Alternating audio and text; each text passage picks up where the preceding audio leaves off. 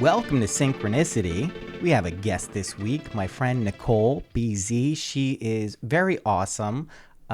We've worked together now for, it's been three years. She got in touch with me back in the day in the bull run of 2020, 2021 with crypto, and we had some fun together, made a bunch of money, all good, all fun. And then I just discovered her to be like such a cool person who is really helpful for creatives trying to figure out how to like make money and like be a business person or get help with business in the world of creativity. Because typically, I don't know about you guys, it's not the same set of skills that you need as someone who creates art, comes up with things, and like maybe you're not a great marketer. Maybe you're not great at social media. Maybe you're not great at figuring out streams of revenue and passive income. It's a lot for people to have to figure out these days how to like do the business side of things because there's not these supportive kind of systems that have evolved as the internet and all the social media stuff has evolved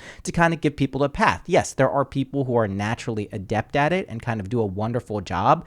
But I know for someone like me who's involved with digital marketing for years, still struggles at times to figure out how to do that. She's just a wonderful asset and she helps a lot of people out with her coaching. Definitely go and check her out. I think you're going to enjoy this episode a lot. There's her backstory at the beginning and then we really get into like the meat of how this stuff works for creatives towards the end. So I think you're going to enjoy this episode.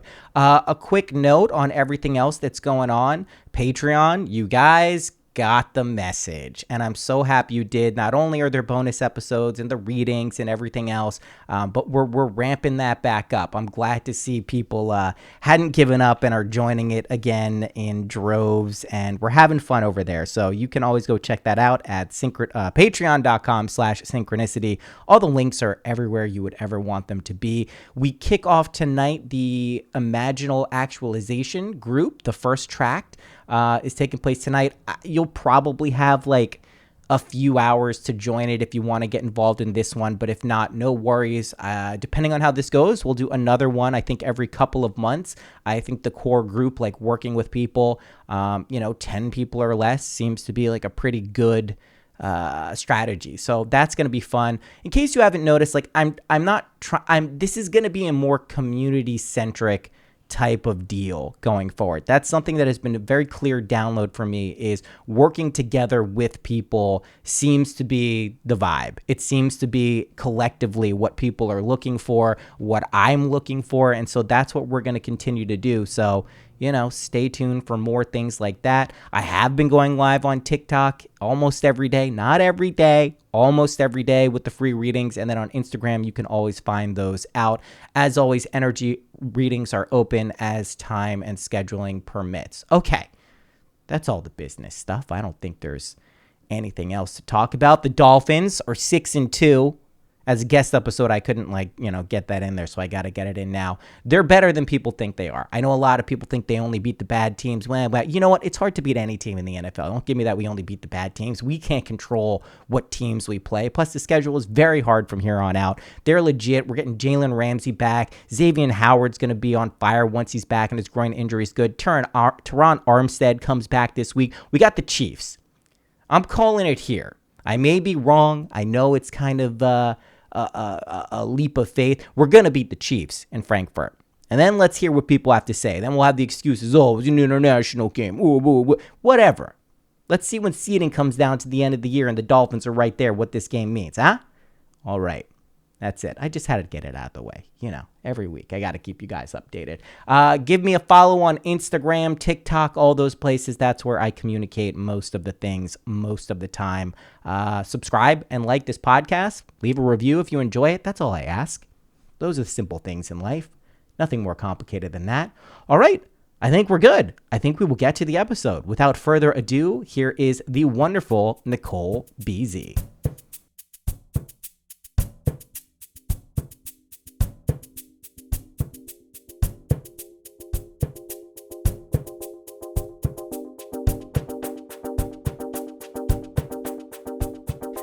So I wanted to talk about a little bit what you did before what you're doing now. You alluded to it in terms of working in the music industry. I know a lot of creative people listen to this who are either making music or in some artistic field. Like there's a lot of creatives. I know that just like from my core audience. And I'm curious to hear how you kind of got to where you are now. I'll let you explain where you are now as well. But like what you did work managing like artists for like a significant portion of your career, right? Yeah. And caveat, do you want the long version or the short version? Long version. It's a long form podcast. It's one of the few sweet. things. Yeah. Yeah. Well, and I think I find it surprisingly relevant, as you often do with like 2020 hindsight. But yeah, hopefully people get something out of this. Also, disclaimer, I swear like a drunken sailor. So That's hide allowed. the women, hide the children. Yeah, there's going to be lots of fucks because I'm excited. But I got started very randomly. I had, like I do, just kind of picked up and moved. I got a hit and I was like, fuck it, let's go. And so I ended up in Boulder, Colorado. And I answered a newspaper ad, dating myself. And it was for like an office worker, like secretary job. And I was like, you know, I'm waiting tables and working at a bar. Like I'm trying to get residency so I can pay for school. And I walk in and the building literally looked like a spaceship. Anybody who's kind of like old school Boulder, Colorado will know exactly what I'm talking about. And it's a independent music company. There were 6 full-time employees, each of whom were the owners of different companies. And then there was a person who was kind of running shit. There was a couple other like, you know, accountants and like other people that were kind of showing up, but they were basically hiring for an intern.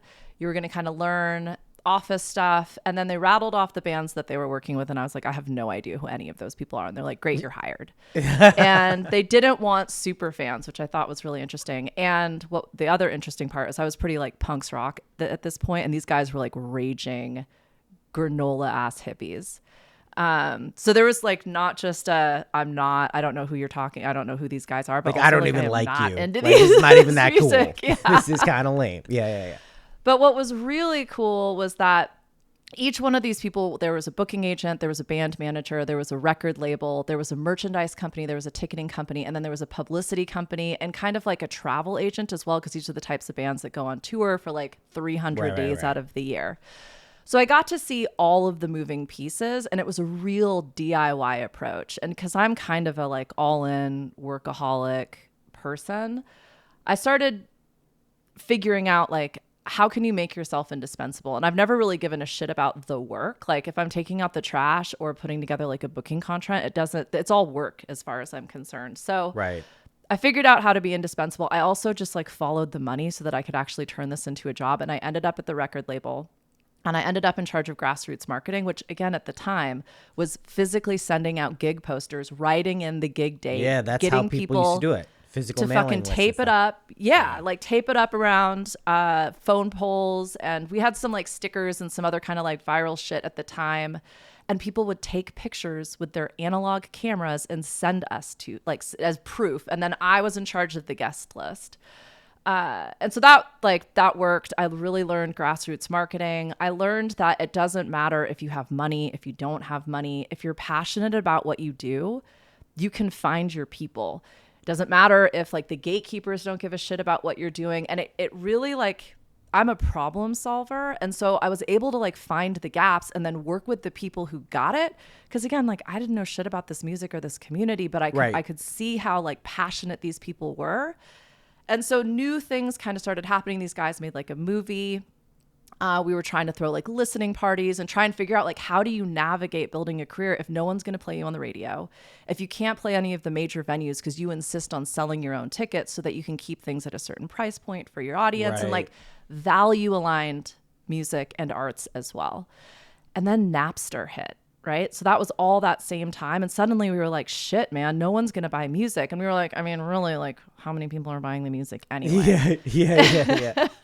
Like one of my jobs was literally calling every single record store in the country because we didn't have a major label. So we would call all the independent record stores. So you're just looking for like any real grassroots distribution. And being like consignment, like, yo, can I send you 5 CDs? And then I'm going to call you in 2 weeks and see if you've sold any. Also, who wants to go to the show? Can I put some posters up? Can I give you some extra shit? Hang it in your living room. Like have a party. We don't care. And so it was like that level of connection and follow up and just like building it like one person at a time. Yeah. And then Napster showed up, and instead of going, well, we're fucked, we were like, this is awesome. Like we're downloading music and getting to hear course. shit we've never heard before. So thankfully I worked with a bunch of really inspired people who were like, you know, hippies record shows in the moment. Like maybe we can start recording shows and literally selling them the next day. These people are going on tour. If we're doing that in real time, now we're creating almost like a whole discography of like every night of a particular tour. No, And if it's you're awesome. into the jam, Yeah. and the jam band scene, like people are starting songs one night, finishing them another night. Like, so yeah, they really went with it. That was really cool. You know, it was a little hard to navigate. But so I played in that world for a long time, and I started to fall in love with the live sound experience. And I ended up interning for one of my interns at a music venue in town because I wanted to see like, well, what happens when we actually put the show on and how does that work? And Right. there was one woman who I saw doing sound engineering, and I asked her like, how did you're the only chick I've ever seen behind a desk. Like, and she told me she went to audio engineering school, which I didn't know existed. And so I kind of started looking into it. And at this point I had finished school. I mean, I'm like 21 years old. I've been working full time. Like I didn't go to my own graduation. I went to work. And so I had said to my employers like, hey, in a year when summer tour is on, like, can I take some time off, like a few weeks to like go backpacking around Europe or just kind of like hit the road? And they said no. Yeah. And I was like, that's interesting. And they were like, we can't lose you. And I was like, okay, let's be real. I'm like doing grassroots marketing. Everything gets sent out. Like, I'd like to think I'm that important, but I think this is more of a like, we don't want anybody setting the precedent that you can take like 3 or 4 weeks off. Right. Right. So I'm putting together this audio engineering thing. I'm kind of looking around. I find this program in Australia that not only teaches you audio engineering, it taught music, taught you how to read music, taught you also like website design, graphic design. It was kind of this whole gamut of like digital technology, which I had missed the boat on. Like I was still turning in handwritten fucking assignments in college. Like, Right. so and also like at the time it just economically made a lot of sense. Like I was like, I could live here in Boulder, Colorado and continue working full time and spending money, or I could save up, go to Australia and like learn something I want to learn. Yeah. And so did that, studied audio engineering in a completely new place. Nobody knew me. It was actually probably one of the toughest years of my life because I went from being like, I don't know, kind of like queen of the scene and to like a place where like nobody gave a shit about me. You're And literally also, the other side of the world where no one knows you, learning something new, where you had known everything and were kind of like spearheading campaigns, for lack of a better word, that were like starting to gain traction and like really were doing stuff. But then you were met with this is what happens with jobs sometimes. People know this, is you think this is like a mutually beneficial kind of symbiotic relationship. And then you're like, oh, I want to do this very normal thing. And they're like, nah, we can't. You made yourself too indispensable. You didn't realize it, but you achieved the thing. And then it was so indispensable that they literally couldn't afford to have you go somewhere else and just do your own thing, which is never like a positive feeling. So yeah, I get it. Yeah. Thank you for reflecting that. That was a pretty accurate way of like how I remember experiencing that. Yeah, it And sounds, I mean, I know how I would react in that situation. Yeah. So it's just, basically, yeah. But so yeah, I get to Australia and it was really fucking hard. And I think I'd like, I don't know if this is an American thing or just a me thing, but I overcompensated feeling insecure and alone and vulnerable by being like a raging asshole. And I really got served. I got some very direct feedback, which is something Australians are amazing at. Yeah. But it forced me to shut the fuck up and just observe and learn, which was an amazing thing to do when you're surrounded by recording equipment and in studios. I mean, I was literally like sleeping under the desk, just like playing with sound and music, and it was amazing. That's awesome. What were you using? Like Pro Tools? We had just started with Pro Tools. I mean, they were like, we were still in that world of like, they were showing us how you used to like edit tape by literally cutting it and taping it back together. And also like, used to do that. these are, we were using Pro Tools. It was the first, I mean, I think we had like Pro Tools 2 was the edition It that was we were back using. I went to music. I started going to Berkeley, I think in 2002, I want to say. It was my second year in college because I went to Northeastern before that. So like, you know, they had the full desks. I want to say they were at like 4 or something that year, something like it was just still in its infancy, but it was still pretty good, I gotta say. Yeah. Oh, I mean, it was for an untrained ear at that time. And again, someone who had kind of been through the Napster thing, I was like, yo, dudes, like anybody who is white knuckling this analog shit, like, Yeah. bye. Like Yeah. and so what happened is I fell in line with some of the more, again, like kind of gritty metal punk people that were making music. We could, like, no one could afford studio rates at the time. That's still when you'd go in Yeah. and spend $10,000 I a know. day I in a remember it. studio. Those were the Yeah. jobs available when Yeah. people in my class graduated. And this was like 2007, Yeah. 2008. Your job was to go to the Hit Factory in Miami or some other place in New York if you were lucky, or some other recording studio, intern like a slave Yeah. for like 3 years, like cleaning shit up. Maybe Yeah. they'd let you into the studio with some session because someone liked you. Like that was the career trajectory for, I mean, not a small portion of the people who I know who graduated with like music production and engineering degrees from Berkeley. It was like, what do we do? But it's totally different now, which is kind of amazing. It is awesome. And Yeah. like, so what was interesting about what you just shared is, so at the end of this like year of study, I got presented with a job at the biggest studio in Australia. That's where people, like, if they didn't want to go to Hit Factory because it was too expensive, they'd go to Yeah. Sydney, Australia, and it was a whole, like, you could live in like compound, and it was beautiful. That's cool. The old manager from Abbey Road was the manager of this studio. So, I mean, like Metallica was there, Jay and Beyonce were there, like some really big names were there.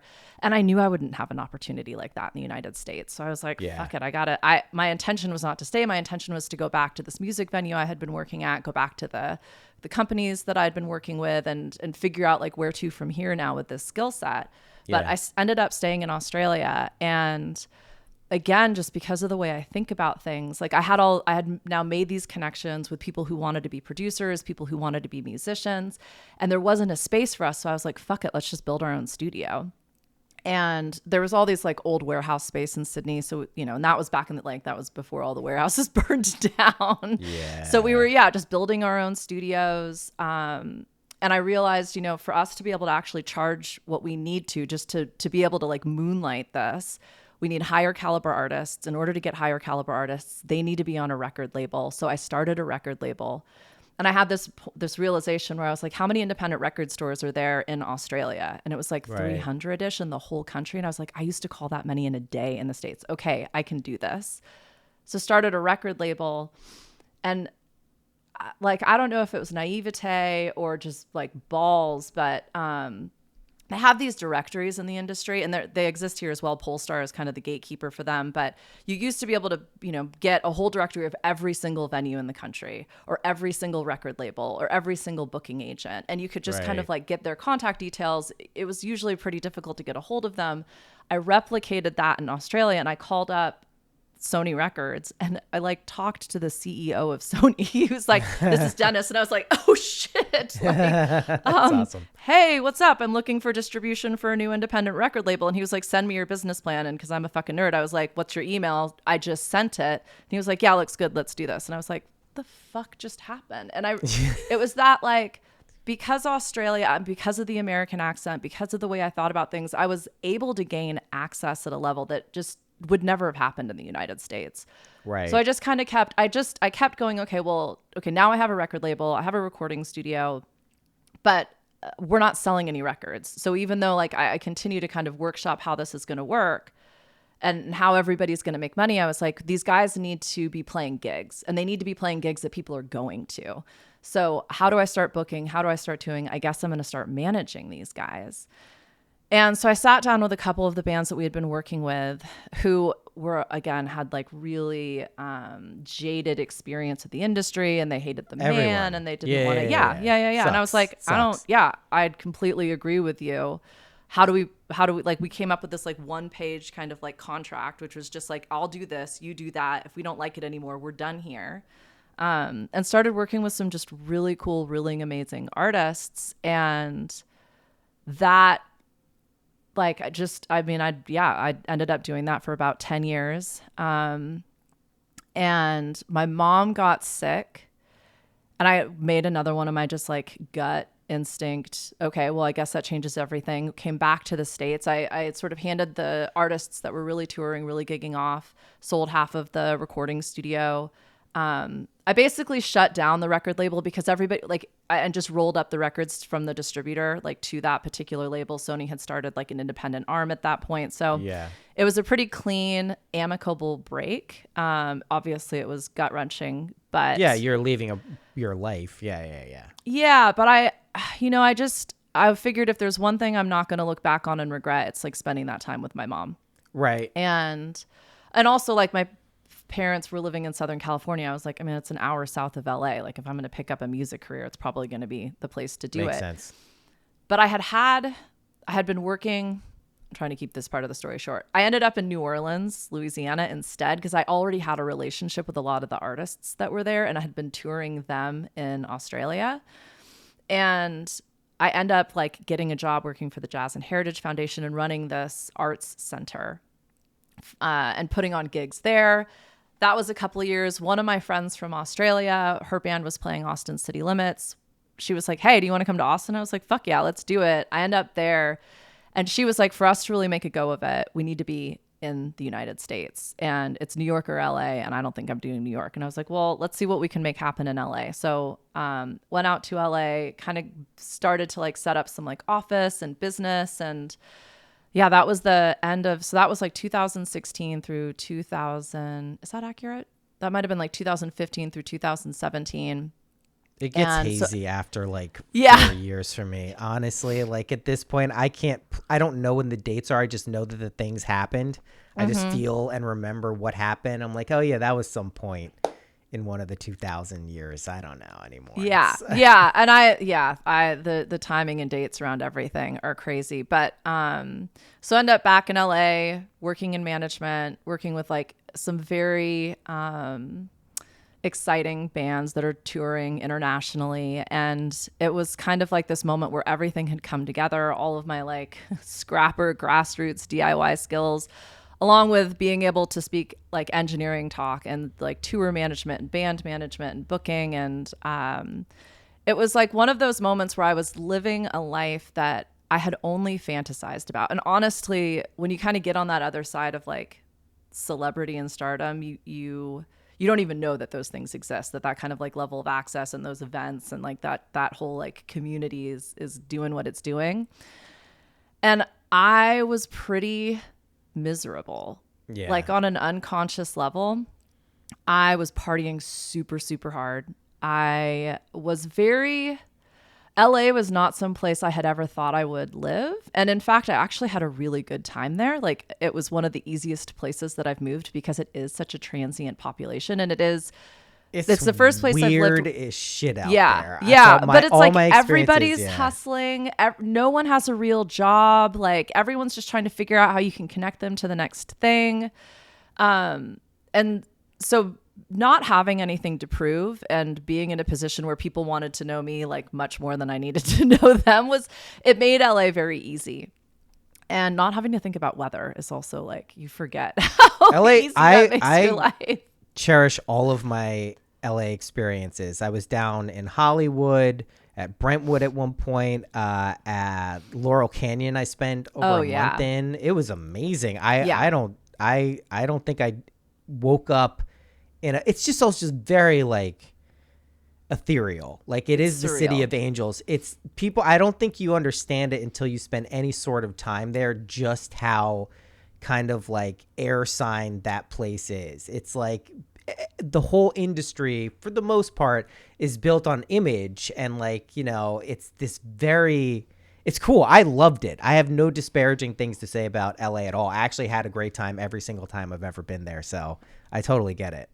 But it's also like, it's a fantasy world in a lot of ways, and you can choose how long you want to remain there. But it's an interesting place for sure. Well, and that's exactly like my soul was like, we need to make a choice here. Like, and when I feel, I don't have like a brain to mouth filter. And so I'd be at these events just mouthing off and my business partner thankfully called me out on it. And we went to brunch one day, as you do in LA. And she was like, are you happy? And I like burst into tears. I was like, I don't think I am. And the hardest part is this is everything like I didn't even think was possible. And I'm sure you've crossed those thresholds a few times in your life where you're like, this is everything I asked for and worked my ass off for. And this isn't how I thought it was going to feel. Like, it's crushing. And so she was, I mean, she will forever, and I refer to her as my moon goddess. Like, she will forever and always be one of my most favorite people on this earth. And we check in regularly. And again, like very amicable, very beautiful sort of conscious decoupling that occurred. I mean, she basically like handed me, she like turned the company checkbook around. It was like, write yourself a number.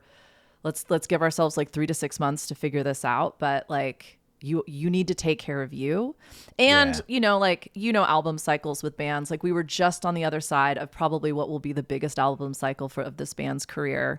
I kind of saw the writing in the sky, and the stars in the sky. Like the boys are all like getting to their late 20s. They're all like getting married or engaged. It's like someone's going to get pregnant soon. And what I didn't realize is like also 2020 was just around the corner. And so it was weird.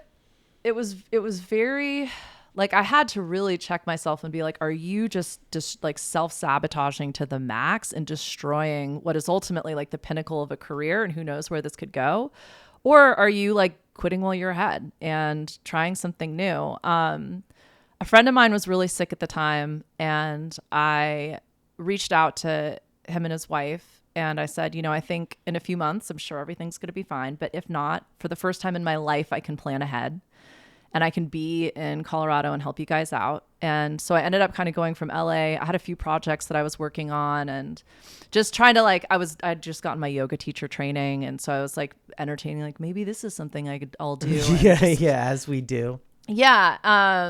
But I ended up in Colorado, and again, long story short, that's when like the cannabis industry was blowing up, and it's right when like some of these companies who had really established themselves were ready to like start hiring C-suite level kind of people, and they were pulling from different industries because there wasn't a cannabis industry a few years ago.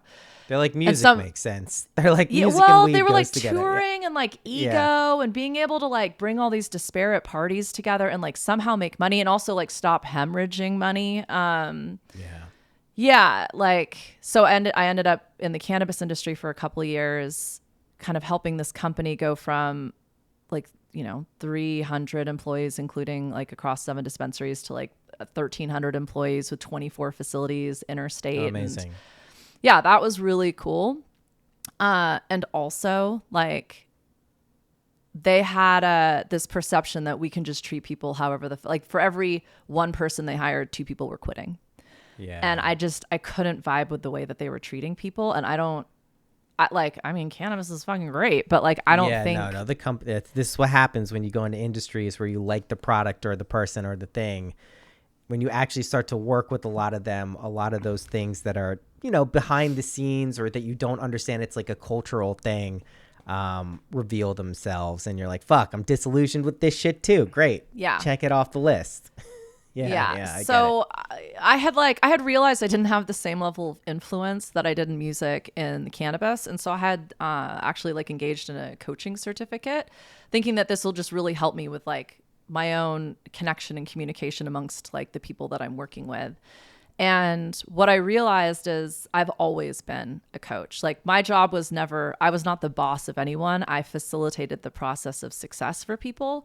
And I think in business, like the metric that we typically use is the value that we are creating. And, one of my goals in music and in the arts was sustainable careers, enabling an artist, quote unquote, to be able to sustain themselves, their families, their livelihoods, whatever that looked like, and building out structures and systems for people who are pretty anti-establishment.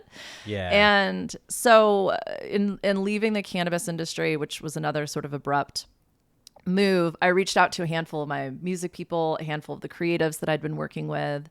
And I just said, hey, I think I'm going to go out on my own again, and I'm going to provide support in business for people who really want to like level up, whatever that kind of means. But the caveat is I don't get to tell you what to do, because I think that's like one of the main differentiators in trigger terms point. of coaching. It's like a trigger point for people, and it's not even just in coaching, it's in life. That's why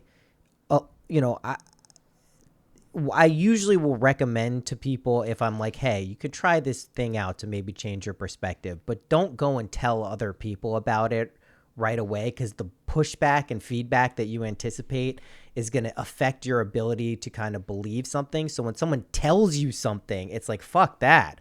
I don't want to hear that immediately. And it's, it's a reflection of what we believe at the time more than anything else. But it is something that I know a lot of people who would consider themselves kind of anti-authoritarian, which I would definitely put myself in that category. It is this like weird hostile reaction, which could be born out of many, many things. It doesn't just have to be like a psychological profile or type. It's just like some people have trauma that trigger like anti-authoritarian behavior. But yeah, that's smart, because that's what really, I think, stops a lot of people. I think it's also why like things like readings, like when we're ready to do that with other people, it's every time I've ever gotten a reading, it's always been like, okay, I'm going to trust the energy that comes out of this and the way it's presented, because they're not telling me what to do. They're just saying what the energy is. They're not saying you are condemned to this. You have to do this. You need to act like that. And that becomes an easier kind of ground or soil to work with there. I get that. That's awesome. Yeah. And just on the reading point, like what I love about that experience is my whole thing is freedom. Like, how can we create choice and agency in every single moment?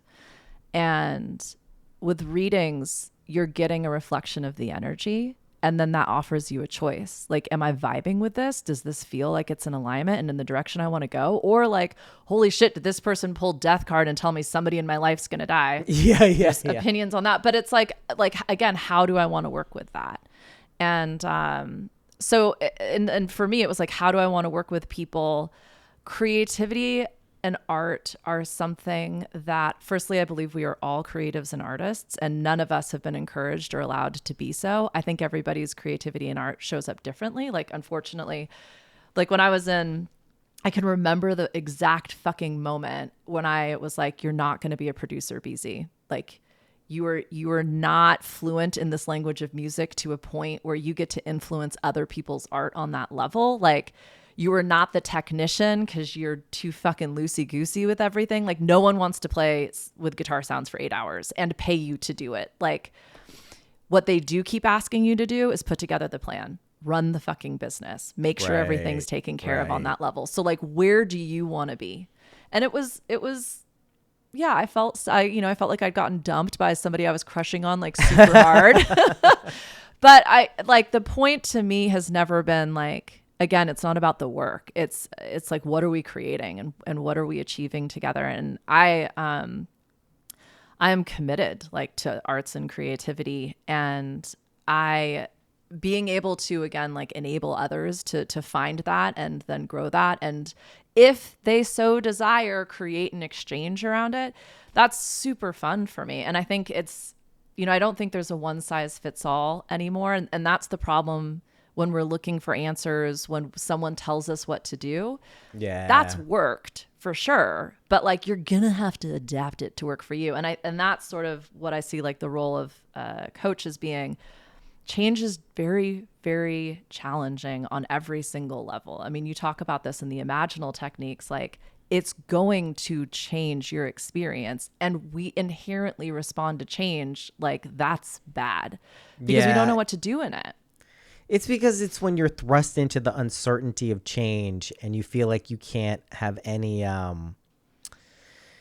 predictive outcome of what it's going to be. It freaks you out a little bit, but you also on some deep level understand that is how change comes. Like, it's like the Coneheads thing, we fear change. It's like, yeah, you fear change. You don't understand that literally is the process that you're looking for. And that's why I've been playing around with what quote unquote would be considered negative states of mind, like anxiety, fear, guilt, shame, because they feel a certain way. When you feel them, that feeling. Most people will recoil, will do anything to avoid it, to get away from it. But I've been looking at it more and more like we can actually use those feelings as reminders that we're acting or reacting in a certain way, and maybe lighten up as much as we can. It doesn't mean it's easy. It doesn't mean it will be a natural process ever for anyone, but it at least is giving you a signal. There's something for which you to react to. And if you're in a relatively safe space, you're by yourself, you feel comfortable, and panic comes in, you can at least play around with the idea that maybe I know everything is going to be okay. It's usually been okay. For the few times in my life where it hasn't been okay, I'm still okay now, right? That's panic. Once you're already at the bottom, by the way, panic ceases to have any impact on you because you're like, I'm already at the bottom. Mm-hmm. That is also what happens in like depressive states of minds, or just like if you find yourself in a really objectively and subjectively very difficult situation. Those panic things don't hit you as much. They're just like, ugh, and you just kind of take it. When you're really in an acute state of panic, it's because you're fearing you're probably going to lose something. There's something out here that is going to be taken away, or you won't be able to actualize, or you did something bad. It's why I was talking about the revision technique recently, because it's very easy to react to stuff these days. I don't even think it's these days. It's just I recognize, and we spoke about it briefly, just like that. The period you described, by the way, of technology changing that much is like 2 decades. It's not that long of a period of time. Like I remember the transition well, because it was just a part of our lives, but we consume so much information so much more quickly now than ever before. And it's like, I'm not making a value judgment at all. It's just like, we definitely are not taking the time to process and react to all of that. So I think it feels like stuff is hitting us more and more, and these like external narratives or situations are hitting us more and more. I mean, like I was thinking about it in the simplest of terms. Like back in the day, if you were in debt, say, you'd have to wait for a mail, or maybe a phone call to your house that you had to be there at the right time to be reminded of your debt. Now, if you're in debt, you have 25 notifications going off for all the different, it's just like, it's a crazy situation to be inundated with it. So like we have more of this access. You have the same thing with war, whatever it is, there's more of it and we have more access. So it now, I think people are kind of being forced to deal with their own internal reactions to this, because I think people are also much stronger than they give themselves credit for. And like, this is like a very big test for a lot of people. This like kind of get over this cosmic hump and find kind of where you're aligned. What you're ultimately describing, by the way, is you found your alignment within the ecosystem of the things you love and were excited about. That's all you're supposed to do. Right. And also no one was stopping you. You made the decision because you're like, you know what, like, I really like thinking I was going to be making the music and doing this stuff, but do I really want to be doing this at the end of the day? Because you could obviously still do it at the other times you had time to do it, but you're like, no, this is what feels right for me. And as long as I follow the feeling that feels right, it doesn't matter where you end up, because you're going to be excited about the thing you're doing. And in your case, it sounds like a couple of times, if not more, you've figured out also when to move on gracefully. Some of us have problems sometimes moving on from things gracefully, but it's pretty cool because like I haven't met a lot of people like you. Most of my friend circle, peer circle are kind of just like me. Let me fix this camera. They're just like me, where like they are kind of just like creatives and just like wherever the wind will take us, that's what we'll do. And to even think about building a business or a structure around it is like anathema. Like we just don't want to do it. It's like a poison to our brains. So I don't know a ton of people like you, but I've seen what you've been able to do. We've worked together on a few things. We've talked, and you really seem to like understand the creative's mind without actually necessarily like being troubled by the business aspects or the way to how to like build a structure, like an ecosystem around something, which is pretty fucking cool. I gotta say, it's good to have a friend like you as a creative. Oh, well, thank you, Noah. That's a huge compliment. I absolutely received that. I think one of the challenges for creatives is you can see things others can't. Like I often describe my people as visionaries. And the challenge with that is you spend a lot of time and energy trying to explain something people can't see. And there will forever and always be 1,100,000 ideas in the creative sort of experience. So I work hard to like simplify things. And what you just described to me is like, does it feel good? Does it feel bad?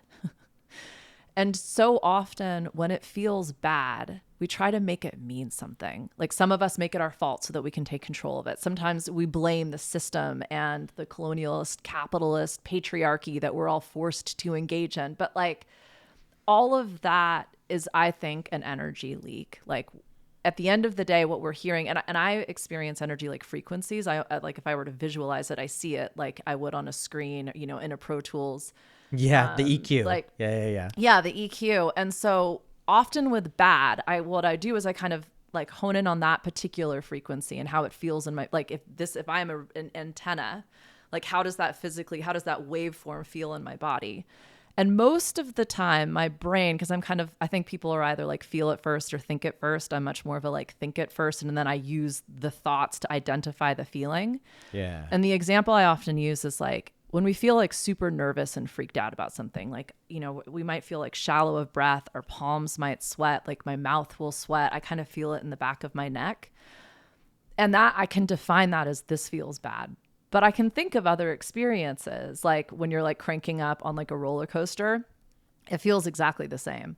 Excitement is something that like I manufacture in my experience. Like last night I went and saw Stop Making Sense, the Talking Heads, and I was so cool. fucking pumped. It was so cool. I never thought That's in my awesome. life, it was fucking awesome. But like that frequency shows up with the same physical symptoms. So I have this opportunity, and I think this is where like choice really comes into it. And what you're describing is this, we can use this interpretive opportunity to feel bad for sure. And that's when we can start to work with ourselves and go, okay, I'm seeking safety and security.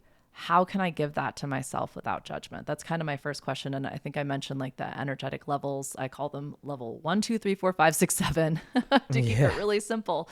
But that level 1 response is like, I just need safety and security.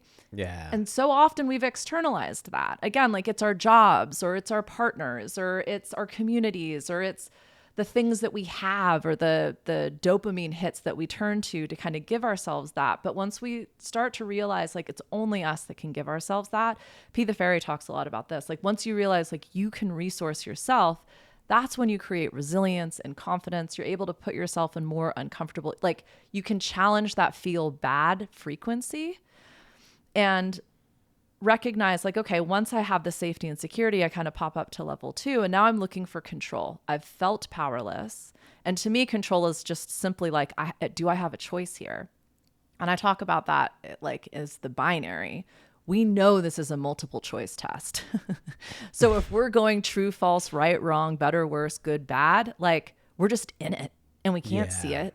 Again, we need to resource ourselves. Like we need to take care of ourselves and only we know the answer to that question.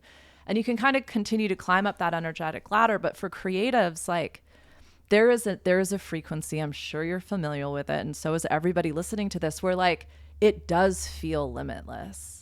Yeah. The ideas are there. You're in flow, whatever that means for you. Like it's easy. It's fun. You're tinkering with the song or the words or the image. And it like, it's this experimental kind of experience where there isn't a right, wrong, good, bad. And in fact, you're kind of just letting each step lead to the next. And so that's where like, in terms of honoring the creative experience and the creative's mind, it's like, what do we need to do to create a container that allows for that space? And like, what needs to happen beforehand to create that? Because for everybody, it's going to be different. And I think for most people, it's probably going to change depending on circumstance, sometimes just depending on the fucking weather and the seasons. Like, totally. And so or just the astrology of the moment. It's a thing. It's a vibe. It's and you know, and also like even I struggle with, well, it's eclipse season, so like I'm gonna be like thinking like this, that, and the other. Maybe. Or I can just bring myself back to presence and recognize like, yeah, I'm really fucking tired and I'm sleeping a lot more than I'd like to, but okay, here we are, you know. And initially I would have interpreted that like I stayed up too late partying, watching Stop Making Sense. And it's like, I'm not undoing that. That's the best decision I've made all month. Like, exactly. So yeah, I'm kind of getting meandering here, but I think again, we've all been told there's a certain way to succeed, and there's a way that you need to show up, and there's all of these responsibilities and obligations. And at the end of the day, it's as simple as, does this feel good? Does this feel bad? And when I reflect on what feels good, how can I kind of create a replicable, like an experiment, a scientific fucking experiment with a hypothesis and a theory, and we test it and we see if it works, and then we look at the results and we're like, yeah, cool, that worked, but this thing felt a little weird. I'm going to try that again with a little less of this thing and maybe something else, you know? So I approach everything like it's an experiment, and that takes the pressure off. And I think for creatives, like, it's never going to be done. And when we recognize, like, at some point you got to hit send. Like, you got to share the song with people. Totally. I mean, assuming you want people to hear it, or like you got to start learning another song, you know, whether it's like a very internal or externalized sort of offering. Yeah, it's true. And that is something that happens with any kind of creative medium. You decide like what is going to go out into the world and what is going to be either for now a thing that other people won't really hear, or maybe a few people around you. But it is like a decision. All of it's decision making. That's the most I've taken away from making music creatively, is that you have to make decisions at some point, right? You don't have them. They don't have to be the right decisions for the rest of the time the thing exists. But if you don't make decisions, you will forever not finish things, because you are going to be forever trying to make the thing perfect. And most of the stuff that I've found, and a lot of the stories I've heard from people who have, you know, succeeded on great levels in their artistic mediums, most of the stuff comes out effortlessly and almost accidentally for a lot of people. Like the best stuff, it's not sitting there slaving over something for 12 hours. It doesn't mean you can't create your, you know, magna opus and it's like going to be the best thing ever, but it's not really like that. And I think it's tough, because I think, you know, there were years ago, probably like 6 or 7 years ago, I could see a lot of like what's happening now evolving in, you know, the life of people who were creating stuff, right? Whether it was comedians, musicians, artists, just people who had jobs that clearly wouldn't be there and we can see this more acutely now with like stuff with the AI. And I think at the time I saw it as like this, oh, look how amazingly positive this is going to be as an experience for creatives, kind of jumping past the point where there's that transition where everyone's like, what do we do now? Like, how does this work? How do we actually effectively like do things in this world that is ever shifting? The rules are constantly changing, but yet I have this urge to create something and I'm not sure where it fits in. And something that I was realizing, I think I heard Rick Rubin say it. And at first I was like, nah, that's not true. And then I thought about it a little more. I'm like, no, that's totally true.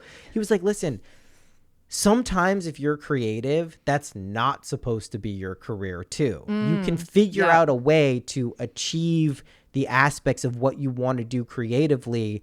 There's no limit on your reach or popularity. I see this all the time on Spotify. There are people who you can tell made a song or two, made a few things. This is clearly their side hustle, but it has millions of downloads. Like, I don't think they care and would sacrifice however it is they're primarily making their money. I don't think they would trade that for the millions of listens they had for their song. That's usually what most artists really want. It's an expression of themselves, what they enjoy, what they like. That to be heard is like the end result for most creatives. They're not, how will this make me money? How can I stream this? How can I do that? I mean, obviously that is a part of the industry. We know that.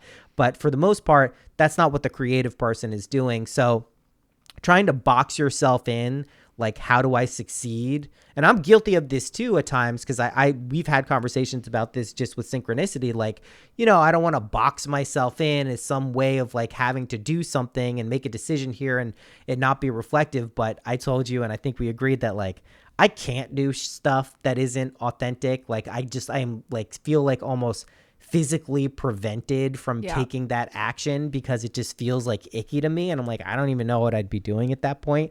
But yeah, like you have to like ask yourself these questions, and like, what is going to be the most like important thing in your life? Like that's the choice. Like, is it the stuff that makes you feel good, like you're following through, like you're achieving the stuff you want to be achieving? Or is it going to be this kind of constant battle and struggle and obstacle that you're fighting constantly because you're either clinging to something you don't want to let go, or you're just afraid of what's to come beyond it.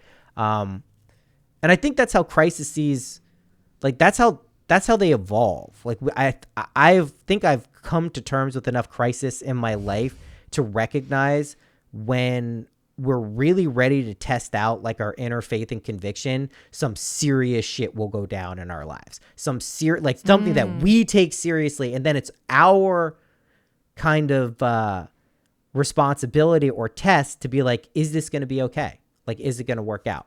Like, is this actually going to result in something good? Or is this going to be the point where everything goes downhill forever? And ultimately what I think freaks a lot of people out is that is a choice. Yeah. Like, you can totally make the choice where shit goes down so far hill that it's kind of fucked. I mean, objectively, subjectively, you probably feel like that too, but it is this like personal choice that we have to make and kind of place our faith. People call it God, people call it whatever.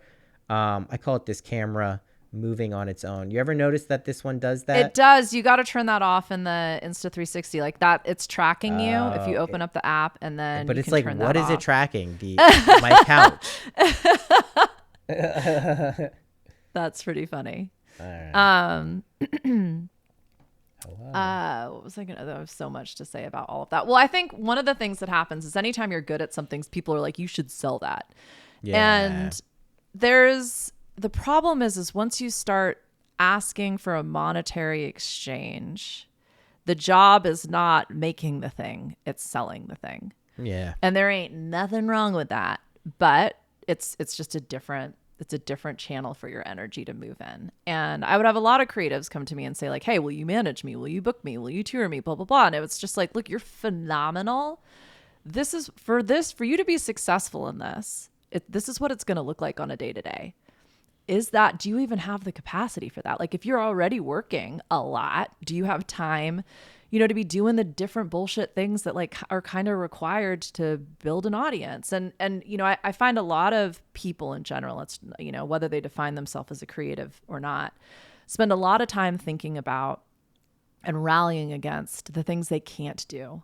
And, Yes. and especially because this energy can show up fairly strong in people who might qualify themselves as like an introvert or like a highly sensitive person or ADHD AF, as I like to describe myself. Like, and I think all of those things are our superpowers. Procrastination. Like, I think these are, again, frequencies we can harness for good with awareness and choice. No, not everybody is going to be able to build a following and be able to manage a community of, thousands, let alone tens of thousands or hundreds of thousands of people. And I don't think that's the requirement in order to create success. But I do think like if you don't want to do it, it's going to be real hard. That's the thing. Yeah.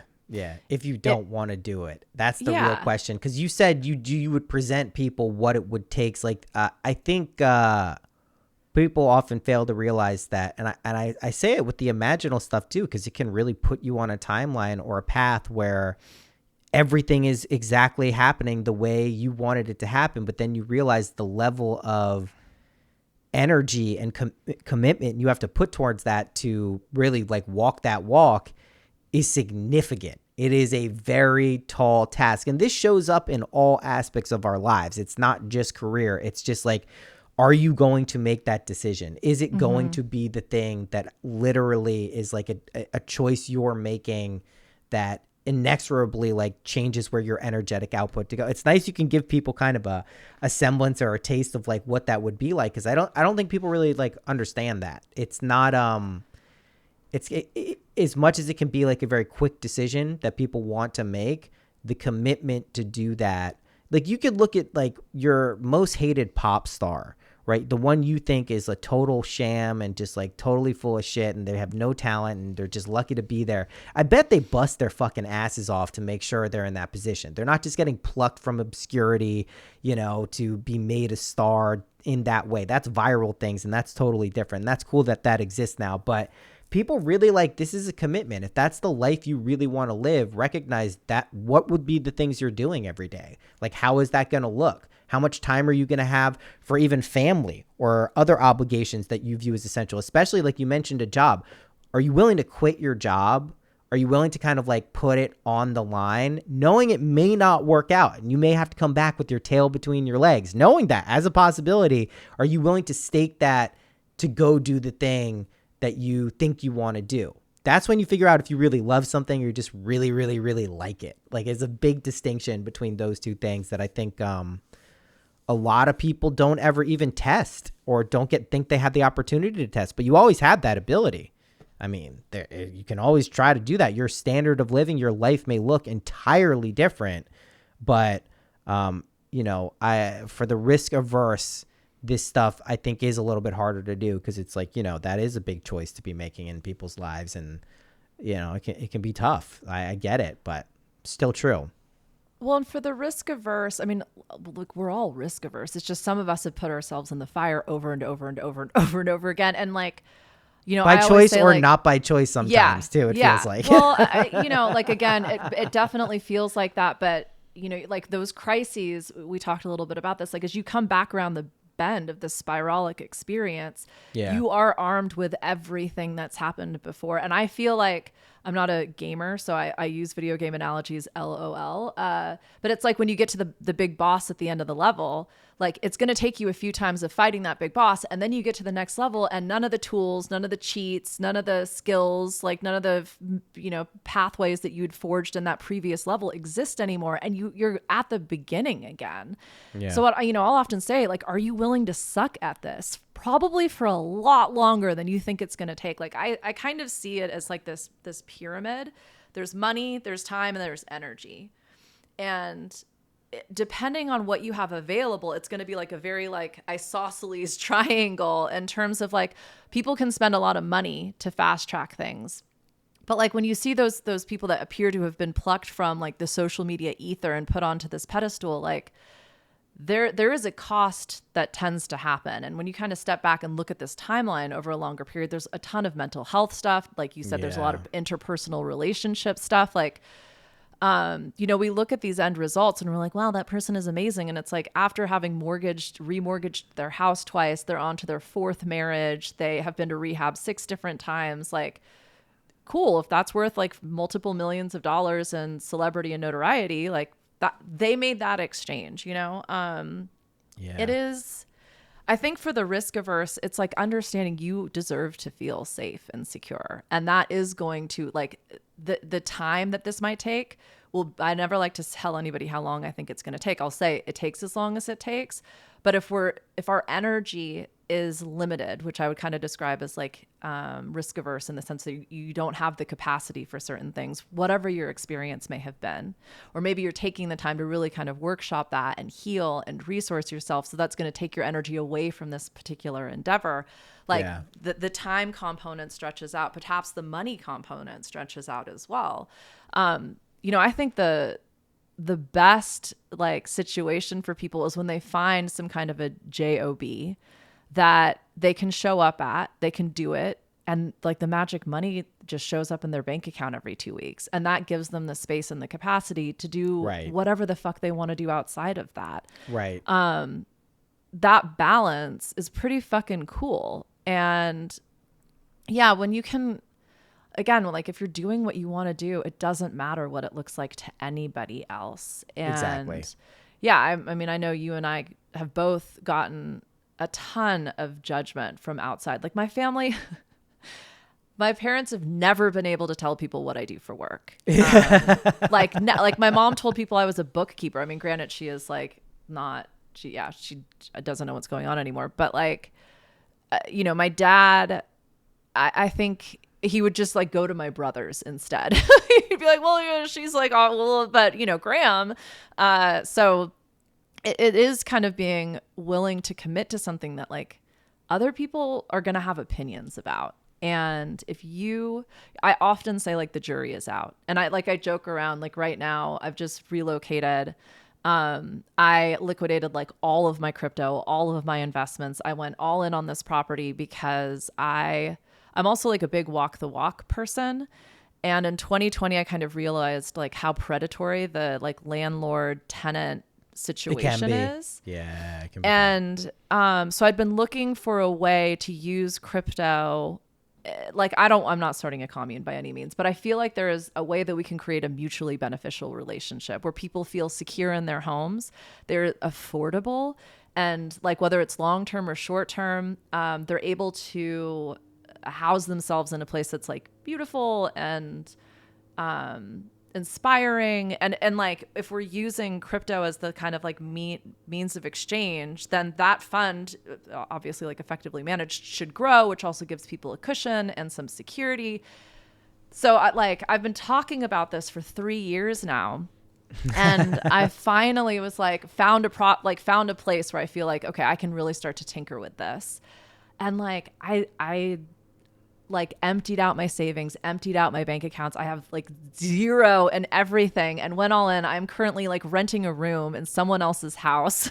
Like, I joke that like I'm 44, like unmarried with no kids, renting a room in a house. Like, most people have a pretty strong opinion about that. Yeah. Yeah. And we were talking about it yesterday. Like, yeah. And I am in support of people who are building their businesses are grossing like 30 million in revenue, or they've got, 100 employees in multiple facilities. And one might look at my situation right now and again, have some significant opinions about it. But it's like, I think when you were committed to this process of building and experimentation and value alignment, I mean, that's one of like fun, freedom, adventure, and excellence. Like, when I filter everything I do through those things, I can't fuck it up. It doesn't matter the risk that I'm taking. Yeah. That's the thing. You ultimately believe in those principles in yourself and are confident that that will continue to play out in your reality. And that's really like, at the end of the day, all of the imaginal techniques, any manifestation stuff, any spiritual, whatever paradigm, complex or simple you want to put on it, that is all it is. Every single thing. I was picking up some old Buddhism books, and like, it's all faith, everything down the line. And that's it's a feeling of expectancy that things can be lived from a certain place. People are looking for different ideologies, different places to kind of put their faith in, but they ultimately know what feels right for them. They know what feels kind of unsatisfactory, what feels like maybe not my vibe. Like, that's all it is. Just find that aspect that you have within yourself, and you're going to be able to do whatever you want, no matter how it looks. And trust that you'll probably challenge yourself across the way multiple times to really test that, to see if that's really a believed thing. And yeah. Well, I like a paradox I've been playing with recently is, what if the problems show up? What if the crises show up to prove you're on the right path? Like, so often we go, oh, well, this fucked up, so then something wrong happened. But It's like, no, like, you have to be doing something new if something you didn't expect is happening. And what if that's the opportunity for growth? And like, it is like, it always is, right? Like, it just doesn't feel like it. It just, but it sucks when you're fucking in it. And believe me, like, the amount of times I've been ugly crying on the floor, like, well, this is fucking it. It's all fucking over. I had a experience, like, this was part of my whole 2020. Like, I'm just getting out of this particular fucking game and off this timeline. Yeah. I just realized I made a mistake that cost me 50 grand. And I had a client session that was within like an hour, and I'm like on the floor, like sobbing, like just beating the shit out of myself.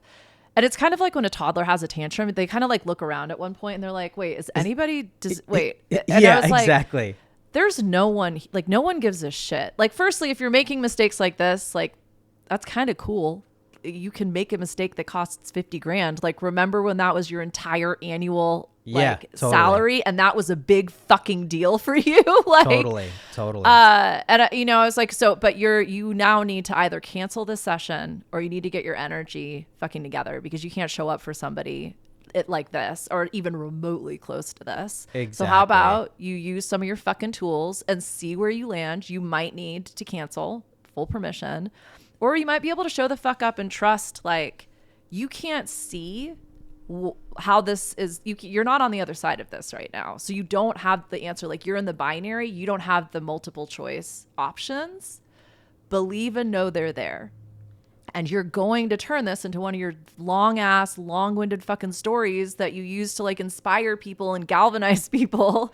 Because it would be really fucking boring if I was like, so I was in Boulder and I got promoted to be the VP of marketing. And then I went to Australia and I got promoted to be the producer in a studio. And like everything has been really amazing. And I didn't make any mistakes at all. Oh, it's so relatable too. It's the most relatable thing because that's like, everyone's experience of like, I mean, it's also, even if that is like someone's actual story, like no shame to you, but like, it's not the most interesting one. It's not actually what most people's felt experience of life is like either. And I think that I see more and more kind of interest in that, and I'm encouraged by it. I mean, the fact that, you know, some of me and my friends can do this type of stuff and have any group of people find and kind of connect with what we're saying is a testament to that it's possible. I mean, it really is, because very few of us are doing what you would consider kind of like traditional marketing, or like traditional, you know, we're trying to do this thing that will get us more attention. And it does seem to keep happening because I think people do want some aspect of relatability when they're like learning maybe important things. It's one thing from my work with in like the nonprofit world with a lot of the, you know, big people who I see are actually doing really well on social media in a lot of ways, and it feels pretty authentic, and I gotta say it's pretty dope. But at the time, I always kind of took a little bit of an exception, and this is my anti-authority thing, obviously, with like this persona of like, oh, I have it all figured out. Like, this is all you do. Like, here it is. Like, oh yes, I'll admit to some faults and wrongdoings, but really I have it all figured out. And I'm like, is that really your life? Like, is that really your experience? Like, are you actually the person who never, like, you never just like burn your toast or stub your toe, or like someone does something that just pisses you off and you act like an asshole? Like, that never happens to you. And maybe it's true. Most of the people I've forged like, strong connections with throughout the years, friends, obviously family, I don't know anyone who's like that. I've never met anyone who's just living this kind of like perfect, docile, enlightened existence. And I think it's cool to offer that as like to people as something to aspire to. But yeah, it's not how people really actually experience life. There's a way to use the negative to still stay optimistic and positive and still have amazing results happen. But it doesn't mean you're going to be like not going through experiences that don't feel good or are difficult or are challenging. And that, I think, you know, is important just to remember, because otherwise you really start riding on this like very high, it's like a tightrope dance, and it's like you're going to fall maybe once in a while. Maybe you grab the thing and you climb back up, which is the proper response. But if you're getting so high where you're going to really look down and freak yourself out, maybe just chill out and recognize, you know, energy has a pattern of oscillating and going up and down. And you do have the tools to make this an amazing experience. There's no reason it has to be, you know, predominantly terrible, or you're going to feel panic stricken. There's going to be obstacles everywhere. You do get periods of ease. That is something that happens. But to also recognize that, like, you know what, maybe you can look at this whole, both sides of the coin, the good and the bad. The reason I still use astrology is I'm astounded. I have to fix this camera constantly. I don't know what it picks up. Also, I think it picks up like ghosts and shit in here. Hand movements. Oh, then that's why it's always doing it. Yeah. It thinks it's my head. Yeah. Well, no, it's actually like the camera itself. Like the whole point of it is that you can like point to a whiteboard and then it zooms in on the whiteboard, or you can like ask settings. It to track. Yeah, you just turn the settings off because like it's not doing that for me because I turned all that off. It constantly does this. I've been talking to people and I have to move it back. But yeah, essentially all I'm saying is like you do have the power to increase the enjoyment, if you desire luxury, comfort, security, and these like the levels you were talking about remind me of the chakras, like big time. 100%. Oh yeah, I mean it's everything. Positive psychology, Maslow's hierarchy. Yeah, of needs, 7 is a number of yoga, mastery. Like yeah. It's super important, and I mean the root chakra, right? Muladhara in, you know, Vedic conceptions is basically security, right? It's just getting your base level stuff. I think people almost have to go back in various aspects of their life constantly to that place. It feels like, oh, we're past 1, we'll go to 2, 3, 4. Oh, we're at the heart level, everything's wonderful. Oh, we're communicating everything we've ever want to express. We're at the throat chakra level. Great. We realize cosmic consciousness. We're ready to ascend, level 7. But it is a journey up and down. Like your body is a circulatory system that moves the energy through all of these places. And there are these kind of like funnels and stuff we can open. And it's nice to be able to recognize when you're at a certain point related to like your obstacles or your difficulties, rather than just buying into a narrative that, oh man, like the world's kind of a shitty place. Look at all the horror. It's all so many bad things. People are getting sick. People are dying. People I care about. Like all this stuff can make it seem like a miserable place. And the truth is like we do live in a world of death. And I don't mean that to sound terrifying to people. It's why when I told everyone we're dead one time, I got a lot of emails. They're like, do you really think we're dead? I'm like, listen, yeah, but not in the way you think I'm saying it. But we do live in a world where death exists. We do live in a world where most of us recognize our specific perspective of this existence and our consciousness will alter in some significant way when we die, when we leave the mortal body. We're aware of that on a very like profound and intimate primal level. That's a pretty badass thing to do, in my estimation, as an infinite kind of unbound being, to make a decision. And I don't think anyone forced us to do this. You make a decision as like a piece of consciousness to go and live this identity. What I think a lot of people forget, the way you do that is you fall in love with the version of the self you are now. You can't embody this. No one would pick that up as even a challenge if they didn't have that type of love for it. And I do think that's like the source of everything. And it's why people typically encounter this unconditional love or state of perfection. And that's what they describe it as, because that's the process for what's going on. But if you forget that completely and you buy into everything else that's going out there, that's very convincing, very realistic, very lifelike, doesn't feel like VR at all, then you kind of can get into these weird thought and feeling patterns that aren't helpful for you. And it's important to be able to drop any deeply held belief at any point. And it's also important to be able to hold on and cling to something that you really do feel is true. They're equally important skills. And I think, recognizing that and trying to take some responsibility and accountability for it is going to become kind of like a more and more important thing for people to do, because this place is so malleable right now. It's never been so malleable. I mean, I can say that, from just living through pre-internet stages. It doesn't even have to be a mystical or woo thing. Like, this place is wonky. It's weird. The way people's thoughts and feelings hit each other, and the way even media is designed to prey on that at times, nefariously or not. It's a weird place. So, I do think it's important that people, if they recognize there's something they're excited about or they care about, actually taking steps to move towards that, even if it's just in your mind, even if it's just in your feelings. That's enough these days to like actually get on a track where things start to make sense, in my opinion. I completely agree. And I want to kind of pull out some nuggets from there, because I think what happens on this journey is we bring awareness to our own experience, to our own desires. We start, quote unquote, doing the work. And then we're like, but how can I be successful in this when everything around me is a fucking dumpster fire? Like my family isn't supporting me. I have to go to this soul sucking job. I have to get in a car or get on public transportation, which is like fucking running the gamut every morning or evening. Like, and there's a disassociation that kind of occurs where we feel like, well, I'm doing my best, but I can't be successful because this world is impossible. And so that's where I find like, are the imaginal techniques any different than prayer or transcendental meditation or going for a fucking run? Totally. And I don't know. Again, like I feel everything and it hits me as a frequency. And the answer, no, like you can be just as effective in reading a book or playing a video game as you are going on a run or meditating. It's kind of all about that intention. And I do think this is where like art and creativity to me are our lifelines, because like when we can imagine it or feel it. I was in this conversation with somebody the other day and I was like, it is just as simple as feel good, feel bad. And he's like, but what about the people who have never felt good? And I was like, have those people never felt the sun on their skin?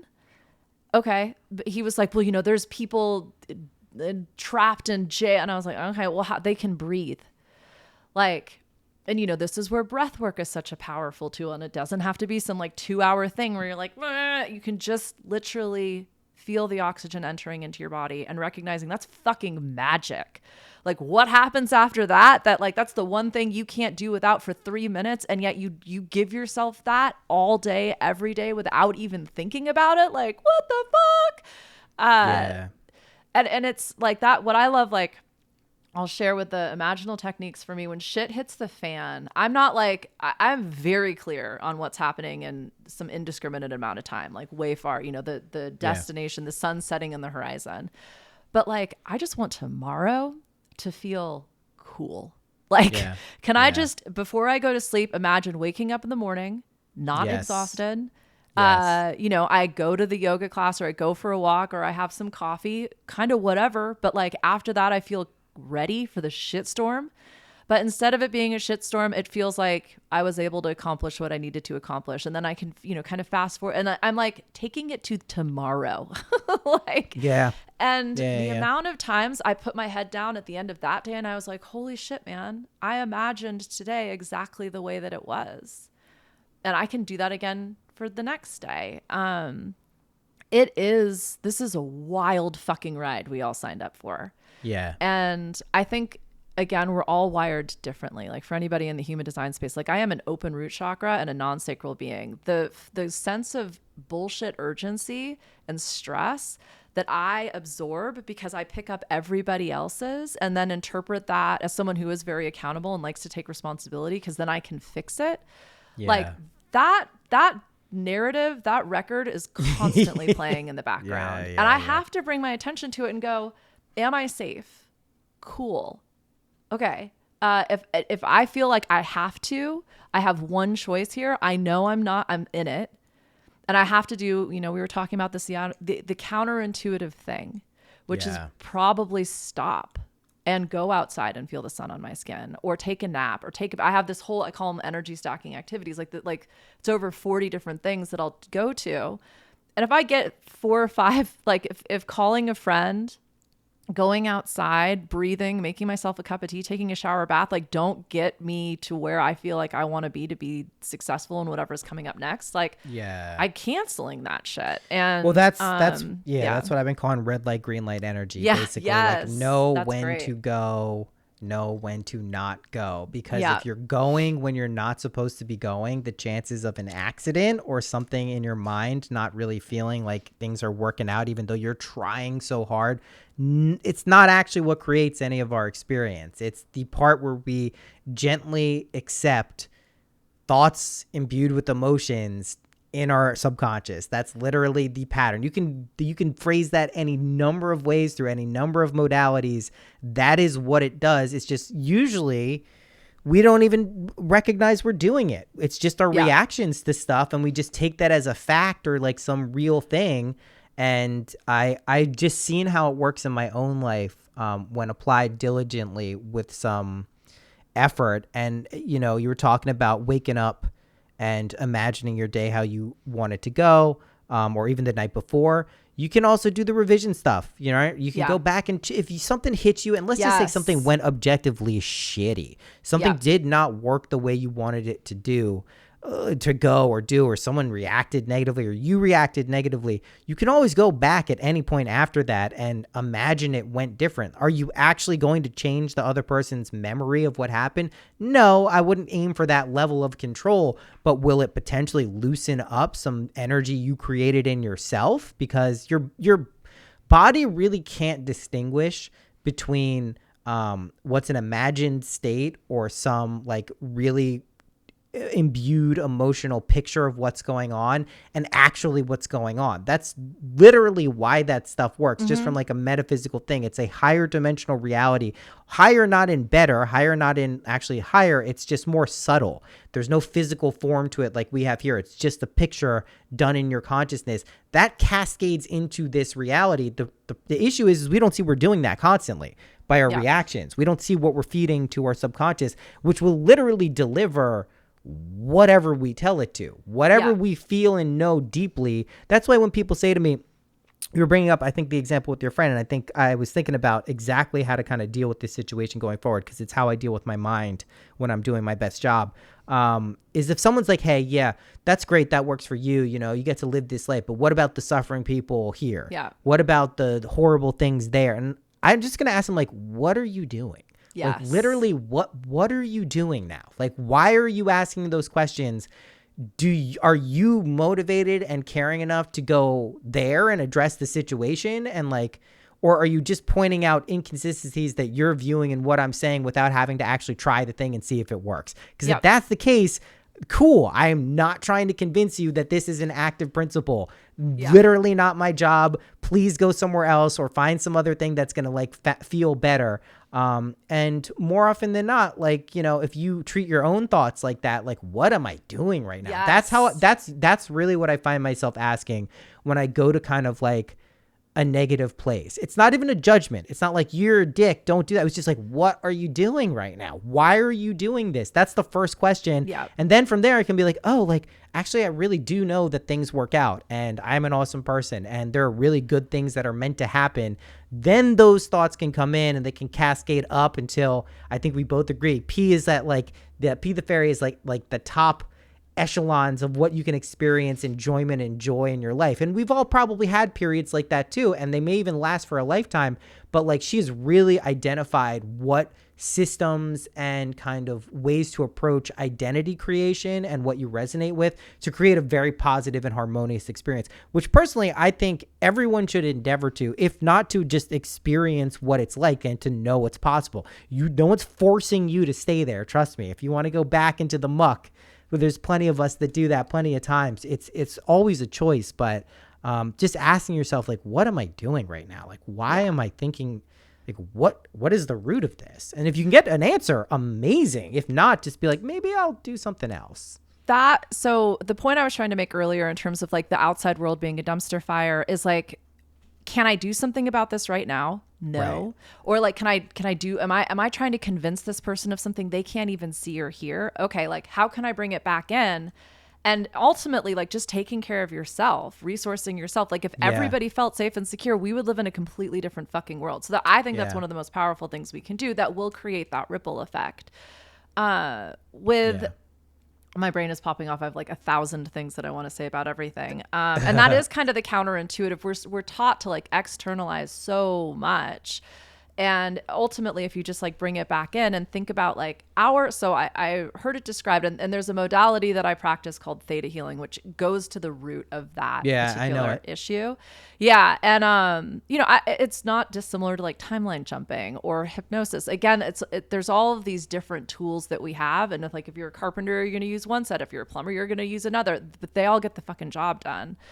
But what I discovered through this modality is that so our conscious mind is able to process like 400 bits of data in any given moment. Like I'm talking to you, I'm looking at the lighting, like I'm trying to remember like all of the amazing things you said and like how I want to sort of play with that. My subconscious mind is processing about 5 million data bits in any given moment because I'm breathing, my heart is like your whole autonomous I'm talking. System. Yeah. So what happens in our physical experience in this particular incarnation is that at some point our conscious mind went action result. And the result ultimately was successful. We, even in horrible circumstance, we learned to hide, which keeps us safe, and safety gives us security, which then makes us feel confident and like we can try new things. But then we create this loop of like, I have to hide to do something new. And sometimes it's very counterintuitive, which is when we find ourselves looping. But what we do is use our conscious mind to try and like pattern interrupt or like take the record off the record player. And it almost feeds that cycle rather than breaks it. And so to your point, we have to recognize like, why is this thought coming up? Why am I hearing you are the creator of your own reality as blame? Oh, because when I was blamed for shit or my culture and community were constantly ostracized, and the only way that we could find our ways out, this stuff can be cultural, it can be ancestral, it can be soul level. Totally. Like this is just the human fucking experience. But when we recognize, and this will sound blamey for people, like everyone is getting exactly what they need and they're just Yeah. doing their best to get it. If it's not working anymore, that's the opportunity.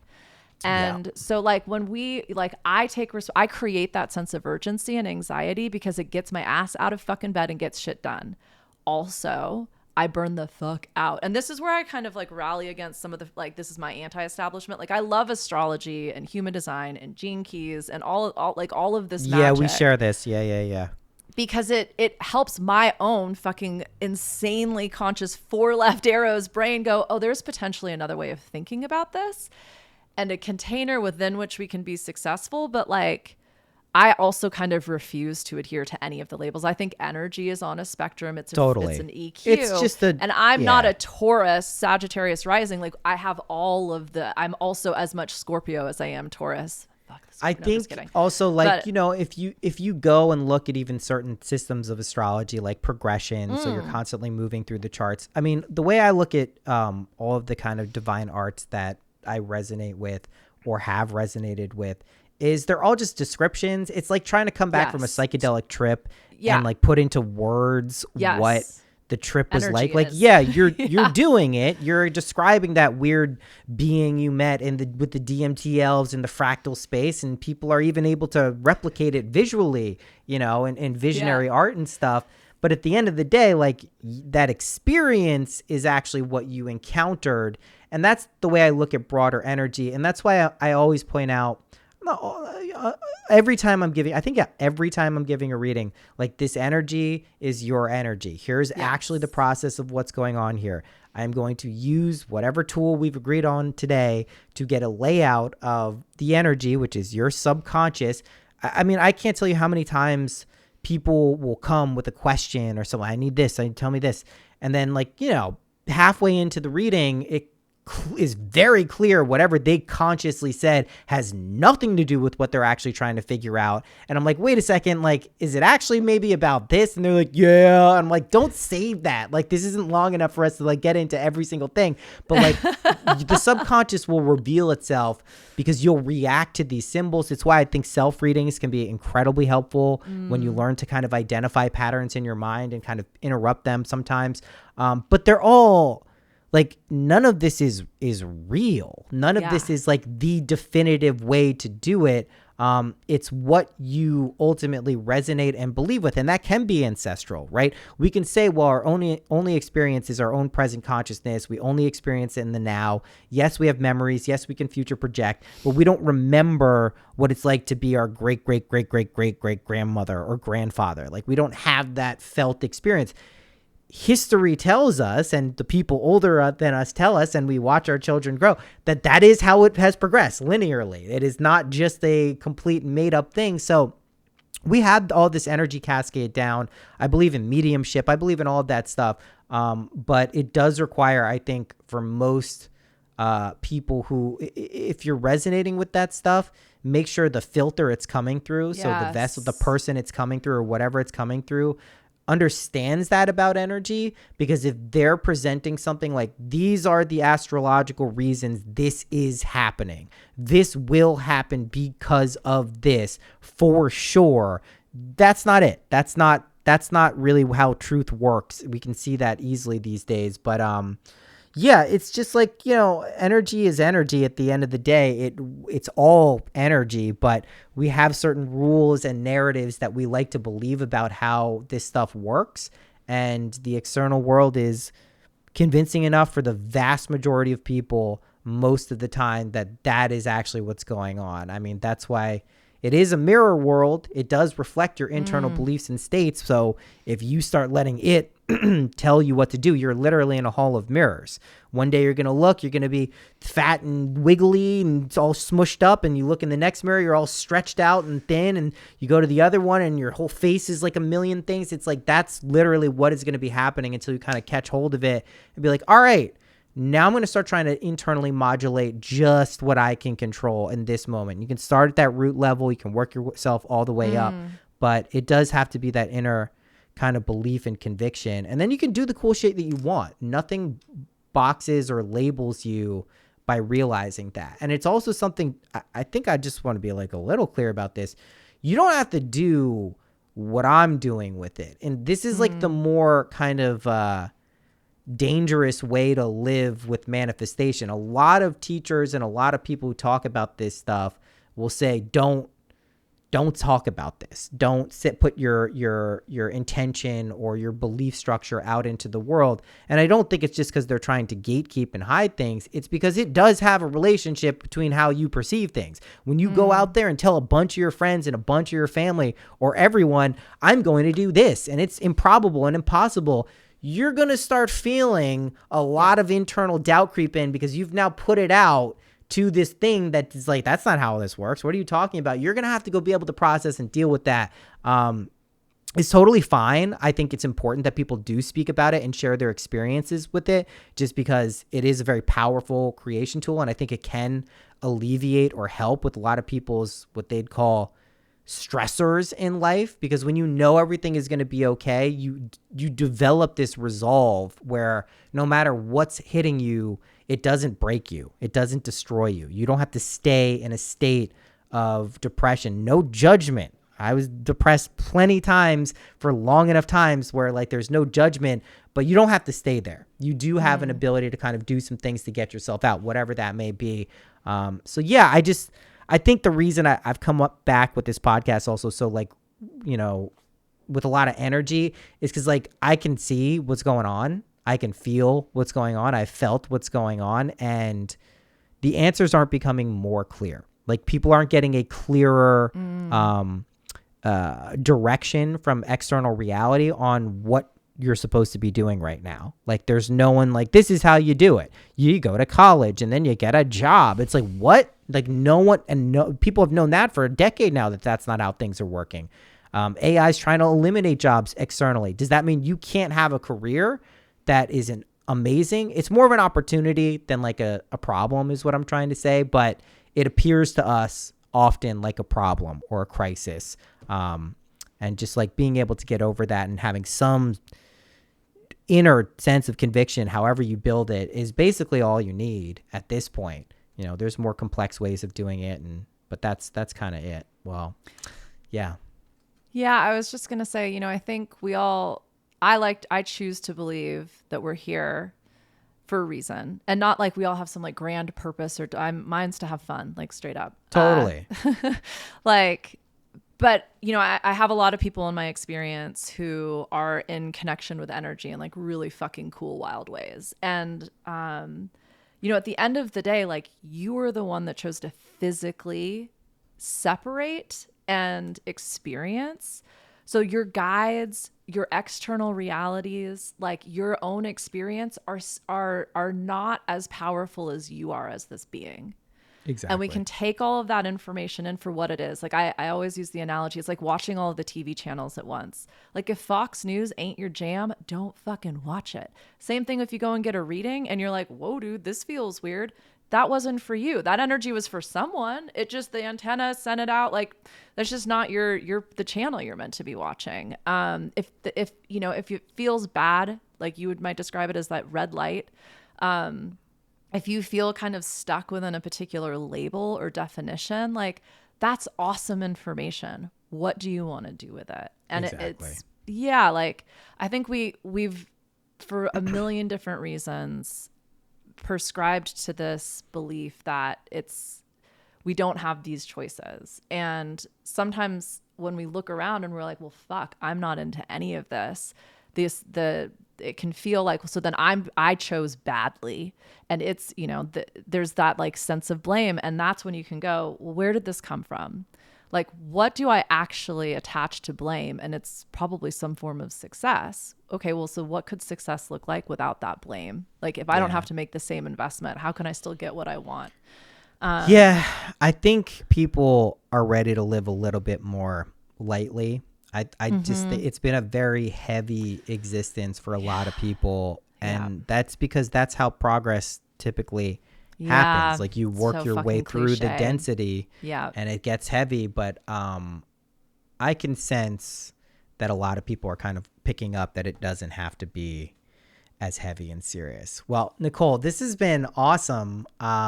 You're the best. Where can people find more about you, what you're doing, who you're working with, all that type of stuff?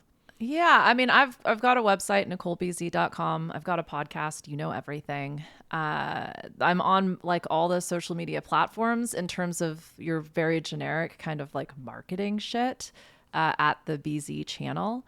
So you can find me in all of those different places. I mean, to be honest, I don't actually put a lot of energy. Like I like to create, my podcast is my art, and then everything kind of gets like cut up and put on there. I really like connecting with people and talking to people one-on-one. I'm looking forward to coming to your events when they start happening. Yeah. Hopefully in the next month or so. On the one hand, I'm like super easy to get a hold of. What I will say for people listening to this is, in terms of like my work with people, I do a lot of like volunteer stuff through a program called SCORE, and I can guarantee you there's a SCORE near you. So if you're looking for actual kind of like business stuff, that's a great place to start. I also have what I call the anti-business school, which is kind of an online like opportunity for people to just learn in their own time and in a way that feels really supportive for them. Working with me like one-on-one in terms of ownership and entrepreneurship can be a pretty intense experience. So I like to encourage people to step that out. And then the last thing I'll say is theta healing.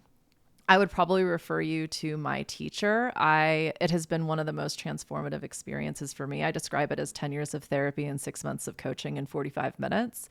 But it's a pretty cool fucking modality. You do the energy readings and you do so many cool things. I think people really need to ask themselves, like, what is it that what feels like it could support me in this moment in order to get to the next place that I want to go, and be willing to test a whole bunch of different things. Totally. We all learn differently. We all need different resources to support ourselves. Ultimately, like, the answer is within you. That's why I call my podcast, You Know Everything. Like, I find like some people really activate me. You're one of those people for sure. And when I tune into your energy, like shit just kind of starts happening. And it's like I see it like a Rubik's Cube, and like suddenly like it just starts moving and like the colors start to align. And when you can find that cohort of people, whether they're in your real world experience or not, like it's incredibly powerful. And so I try to make myself available to you kind of on your journey, wherever you might be. So, have fun with it. That's like the last thing. I don't know. Like I said, I really don't spend any time on social media. It's, I've used it as a tool very effectively, but I prefer to spend my time outside. You're smart because you're a smart person. And I mean, it's just getting crazier and crazier out there. I set screen limits a month ago on Twitter, TikTok, and Instagram because I blow past them plenty of times. Don't get me wrong, ignore. But the short form video content taps into this primal part of our brain. It's like amygdala stuff where just like, you just keep going. And then the algorithms, they really do just home in on what you want or what you're responding to. So even if you don't like it, they'll keep showing it to you. I was just saying the other day I think it was Ramin, it used to be like really like interesting, funny stuff on like TikTok. You could find like small creators who were just like weird and doing cool stuff. None of that anymore. It's just like big viral accounts and like, whatever they figure out you like. And I definitely had to reevaluate because I like social media. I think it's pretty cool. Yeah. I think the ability to like utilize it not only as a tool, but just as like a connective tissue. Yeah. But it's definitely running us at this point rather than the other way around. And it's a business, and these platforms, like, they're basically all becoming the home shopping network, and that's fucking cool. Like, if you want to be a consumer that's representing a brand because we trust each other more than the robots, like I see one of the things my brain does is take everything apart so I can put it back together again to understand it. And I again have used social media to build platforms for people that have millions and millions of followers. And it's just like, in terms of red light, green light, does it feel good? Does it feel bad? It's just not it does not get my rocks off. Like going to a gig and like feeling music, and I'll do that by myself. Like that's going outside, and like, I don't know. It's an amazing fucking tool. And for some people, like I've seen people also, I've seen artists and creatives create generational wealth and they can now do whatever the fuck they want using that tool. Like, to each their own. And Totally. I went all in and tried all of the different things and did the like super gross marketing. And I can chameleon kind of like that and be like, this is an experiment. Let's try it. Yeah. And it worked, but I don't like, that's enough. You know, it's kind of like where I got with my music career. I was like, cool, I figured this out. Bored. Like, yeah, totally. So yeah, now I'm tackling like community, which is fucking weird.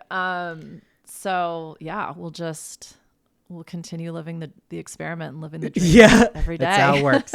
Yeah. All right. Thank you so much for creating this resource for people, Noah. I found you through this podcast, and I think, like, again, creating this energetic resource for people so that they can start to discover who lights them up, who feels like a green light. Like, you know, they always say you're the average of the 5 people you spend the most time with. And I can remember specifically in New Orleans when I was running this little art center, I looked up and I was like, well, I'm fucked. Like, yeah. Everyone has to have that come to Jesus moment when they look around like who they're actually hanging out with. Listening to music, like listening to podcasts, reading books, like there are no limitations any longer. You can go to the library for free, at least in the United States. You can rent books. You can get a PhD level education. Like, you can listen to the people that inspire you. Like, I just think that creating resources like this and making yourself available is such a powerful way of changing this world. So thank you very much for creating this. My pleasure. I'll take the compliment. Thank you.